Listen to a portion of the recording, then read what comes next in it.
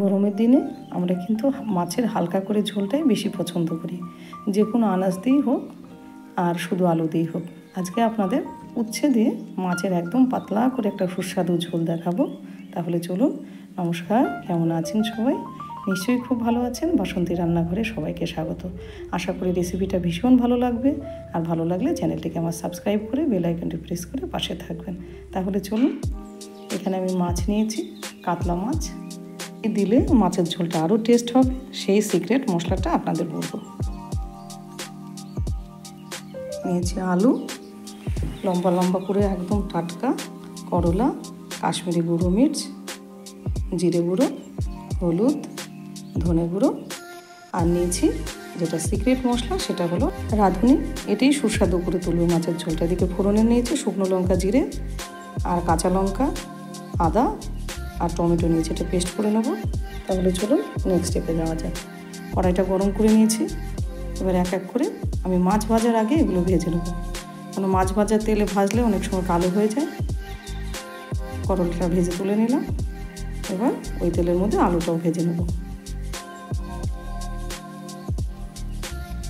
আলুটা হালকা করে লাল লাল করে ভেজে নিয়েছি।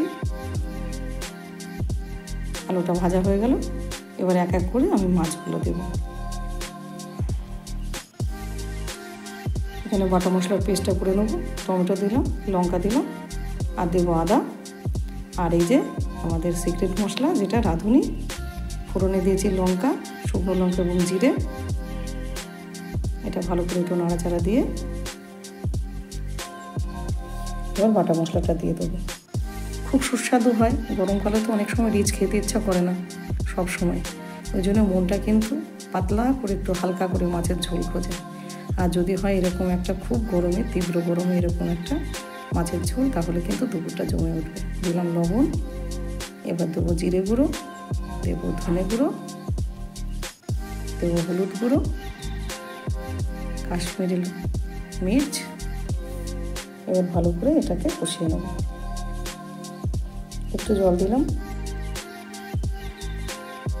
এবার আলুগুলো দিয়ে দেবো। আলুগুলো কষাতে কষাতেই অর্ধেকটা রান্না হয়ে যায়। এবার জল দিলাম। উচ্ছেটা কিন্তু এখন দেবো না। অনেক সময় মাছের ঝোল করার সময় উচ্ছে দিই, তেতো হয়ে যায়। তা উচ্ছেটা কখন দিলে মাছটা তেতো হবে না, ঝোলটা তেতো হবে না, সেটা কিন্তু জানার বিষয় আছে। আলুটা যখন দেখবেন 80% কুক হয়ে গেছে, তখন আপনি উচ্ছেটা দিয়ে দেবেন, এবং উচ্ছেটা দেওয়ার পরে মাছটা দিয়ে দেবেন। মাছটা দিয়ে মিনিট 5 থেকে 7 মিনিট, 7 মিনিটও লাগবে না, মিনিট 5 ফোটালেই কিন্তু আমাদের রেডি হয়ে যাবে একদম সুন্দর। তাহলে ঝোলটা দিতেও লাগবে না, আর খেতে হবে সুস্বাদু। তাহলে রেডি হয়ে গেল আমাদের একদম গরমে তৃপ্তিদায়ক একটা ঝোল, পাতলা করে উচ্ছে দিয়ে কাটা মাছের ঝোল, কাতলা মাছের ঝোল।